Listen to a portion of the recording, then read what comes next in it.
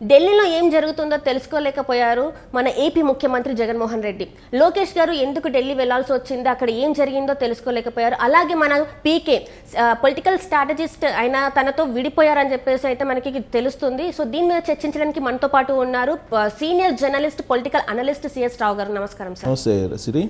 Sir, ఏంటంటే ఇప్పుడు మీరు చూస్తే ఉన్నారు, ఈ ఢిల్లీలో ఏం జరుగుతుంది అనేది మన ముఖ్యమంత్రి గారు తెలుసుకోలేకపోయారు, విఫలమైపోయారని చెప్పేసి ఏపీ ముఖ్యమంత్రి జగన్మోహన్ రెడ్డి గారు విఫలమైపోయారని చెప్పేసి మనకు తెలుస్తుంది. సో అసలు ఢిల్లీలో లోకేష్ గారు ఏం చేశారు ఏంటి అండ్ ఇంకొకటి కూడా పీకే గారు అనలిస్ట్, మన స్ట్రాటజిస్ట్, తనతో జగన్మోహన్ రెడ్డికి చెడిపోయిందని కూడా వార్తలు వస్తున్నాయి నిన్న నుంచి మనం చూస్తున్నాం. సో ఇది ఏంటి సార్, ఈ పరిణామాలను ఎలా చూసుకోవాలి? జనరల్గా ఏంటంటే ముఖ్యమంత్రి ఎవరన్నా సరే, ఏ రాష్ట్రానికి ముఖ్యమంత్రి అయినా సరే, ఆ రాష్ట్రానికి సంబంధించినటువంటి ఒక నిఘా వ్యవస్థ, నిఘా సంస్థ ఉంటుంది.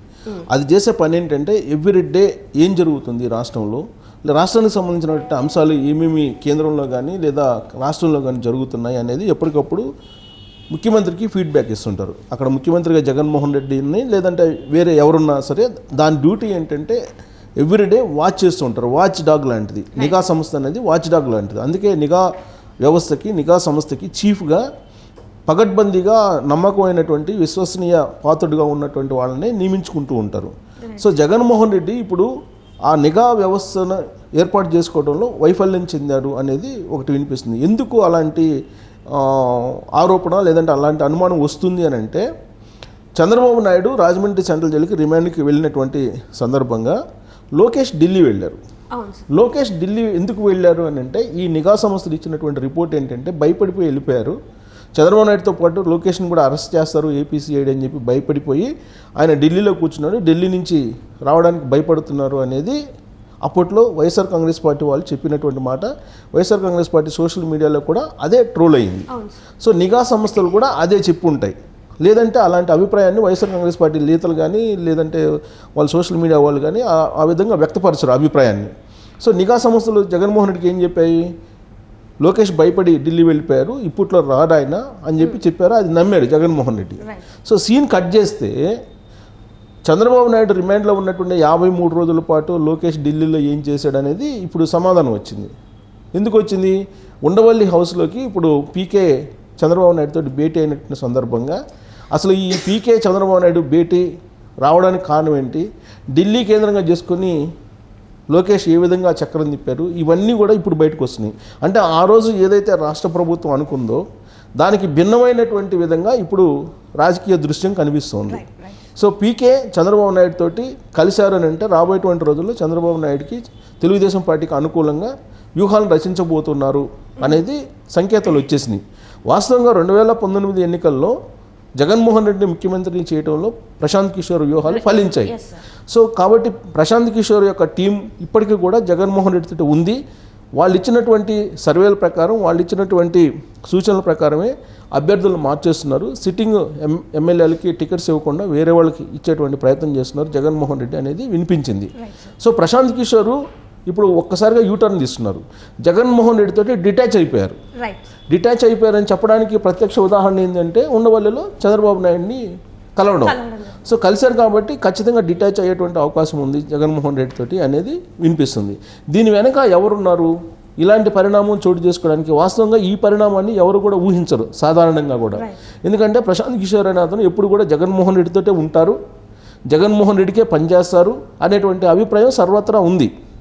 సో ఒక్కసారిగా ఈ దృశ్యం కనిపించిన తర్వాత వెనక ఏదో ఒక పెద్ద వ్యూహం రచించారు, అందుకే ప్రశాంత్ కిషోర్ జగన్మోహన్ రెడ్డికి దూరం అయిపోయారు. ఆ వ్యూహాన్ని ఎవరు రచించారు అనేటువంటి ప్రశ్న వేసుకుంటే కనుక ఆ వ్యూహాన్ని ఢిల్లీ కేంద్రంగా చేసుకుని ఢిల్లీలో లోకేష్ చక్రం తిప్పారు, ఆ వ్యూహాన్ని రచించారు. దాని ఫలితమే ఇప్పుడు ప్రశాంత్ కిషోర్ తెలుగుదేశం పార్టీకి రాజకీయ వ్యూహాలను అందించడానికి రెడీ అయ్యారు అనేది వినిపిస్తుంది. సో ఆ రోజున ఢిల్లీలో ఉన్నటువంటి లోకేష్ కామ్గా లేడు, పారిపోలేదు, భయపడలేదు. కానీ ఆయన చేసినటువంటి పని ఏంటంటే స్కిల్ డెవలప్మెంట్ కేసులో చంద్రబాబు నాయుడు నిరపరాధి, ఆరోపణలు మాత్రమే, దానికి ఆధారాలు లేవు అని చెప్పే దాంట్లో ఆయన సక్సెస్ అయ్యారు ఫస్ట్ విడతలో. ఎందుకు? నేషనల్ మీడియాలో ఆయన అనేక ఇంటర్వ్యూలు ఇవ్వడం జరిగింది. ఆ ఇంటర్వ్యూలో కూడా అర్నబ్ గోస్వామి లాంటి వాళ్ళతోటి ఇంటర్వ్యూలు ఇవ్వడం జరిగింది. ఆ సందర్భంగా ఆయన అడిగినటువంటి ప్రతి ప్రశ్నకు కూడా సూటిగా సమాధానం చెప్పాడు లోకేష్. దీంతో దేశవ్యాప్తంగా కూడా అనవసరమైనటువంటి కేసులో చంద్రబాబు నాయుడిని జైల్లో పెట్టించారు అనేది వెళ్ళిపోయింది. సో కాబట్టి ఆ విషయంలో సక్సెస్ అయ్యారు. లోకేష్. ఆ తర్వాత ఏం చేశారు, ఆయన భయపడి ఢిల్లీలో లేరు, ప్రశాంత్ కిషోర్ తోటి రాజకీయ వ్యూహాలని తయారు చేస్తున్నారు ఆ 53 రోజులు అనేది ఇప్పుడు అర్థమవుతుంది. సో ప్రశాంత్ కిషోర్ని తన వైపు తిప్పుకోవడానికి కిలారి రాజేష్ అలాగే లోకేష్ ఇద్దరు కూడా ఢిల్లీ కేంద్రంగా చేసుకొని వాళ్ళు రచించినటువంటి వ్యూహంలో భాగమే ఇప్పుడు జరుగుతున్నటువంటి రాజకీయ పరిణామము అనేది ఇప్పుడు అర్థమవుతుంది.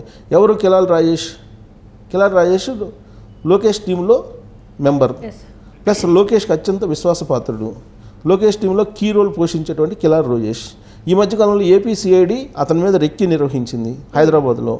రెక్కి నిర్వహించి అతను అరెస్ట్ చేయటానికో లేదంటే అతను కన్సర్న్లో అంటే ఆయన ఏం చేస్తున్నాడు హైదరాబాద్లో అనేది తెలుసుకునేటువంటి ప్రయత్నం చేశారు. సో చేసినటువంటి సందర్భంగా అతను ఆల్రెడీ కంప్లైంట్ చేశారు. కంప్లైంట్ చేసి విచారణ సందర్భంగా తెలంగాణ పోలీసులు తేల్చింది ఏంటంటే ఆంధ్రప్రదేశ్కు సంబంధించినటువంటి ఏపీసీఐడి వాళ్ళు వెంబడించారు కిలారి రాజేష్ని అనేది బయటకు వచ్చింది. సో స్కిల్ డెవలప్మెంట్ కేసులో కిలారి రాజేష్ అలాగే లోకేష్ ఇద్దరు ఉన్నారు, వాళ్ళని విచారించాలని చెప్పి ఏపీసీఐడి అప్పట్లో హల్చల్ చేసింది, హడావుడి కూడా చేసింది. కిలారి రాజేష్ని కూడా విచారించింది ఏపీసీఐడి. ఢిల్లీ వెళ్ళి లోకేష్ని నోటీసు కూడా ఇవ్వడం జరిగింది, లోకేష్కి మిమ్మల్ని విచారించాలి రమ్మని చెప్పి. లోకేష్ కూడా అటెండ్ అయ్యారు. సో వీళ్ళిద్దరూ కోటరీలో మనుషులు. సో కాబట్టి వీళ్ళిద్దరూ కలిసి రచించినటువంటి వ్యూహంలో భాగంగానే ప్రశాంత్ కిషోర్ ఇప్పుడు తెలుగుదేశం పార్టీ వైపు తెలుగుదేశం పార్టీకి సహాయ సహకారాలు కానీ రాజకీయ వ్యూహాలు కానీ అందించడానికి సిద్ధమయ్యారు అని ఇప్పుడు తెలుస్తుంది. అంటే దీన్ని బట్టి ఏమర్థమవుతుంది, ఆంధ్రప్రదేశ్కు సంబంధించినటువంటి నిఘా సంస్థ విఫలమైంది. ఆంధ్రప్రదేశ్ ముఖ్యమంత్రిగా కోటరీలో ఉన్నటువంటి వాళ్ళు ఎవరైతే ఉన్నారో వాళ్ళు ఇచ్చినటువంటి ఫీడ్బ్యాక్ పక్కా రాంగ్ అనేది, ఫాల్స్ ఇన్ఫర్మేషన్ అనేది తెలిసిపోయింది. సో కాబట్టి ఆంధ్రప్రదేశ్ ముఖ్యమంత్రి యొక్క నిఘా వ్యవస్థ సరిగ్గా లేదు, ఆయన కోటరీ సరిగ్గా లేదు, ఆయన కోటరీలో ఉండేటువంటి వాళ్ళు ఇచ్చేటువంటి సలహాలు సూచనలు కూడా కరెక్ట్గా లేవు, ఆయనకి ఏదైతే నచ్చుతుందో అదే చెప్తున్నారు, వాస్తవాలని పక్కన పెడుతున్నారు, వాస్తవాలని పక్కదోవ పట్టించేలా చెప్తున్నారు అనే దానికి నిదర్శనంగా ఈ ఎపిసోడ్ కనిపిస్తుంది.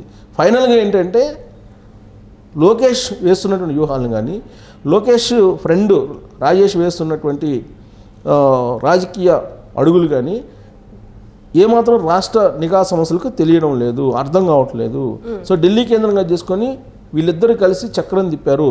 దాని ఫలితంగానే ప్రశాంత్ కిషోర్ ఇప్పుడు తెలుగుదేశం పార్టీకి అనుకూలంగా జగన్మోహన్ రెడ్డికి వ్యతిరేకంగా వ్యవహరించేటువంటి అవకాశం ఉంది. ఆల్రెడీ ఇప్పటికే జగన్మోహన్ రెడ్డికి వ్యతిరేకంగా జాతీయ మీడియా వేదికగా కానీ జాతీయ స్థాయిలో కానీ ఆయన 1-2 సందర్భాల్లో నెగిటివ్గా మాట్లాడడం జరిగింది.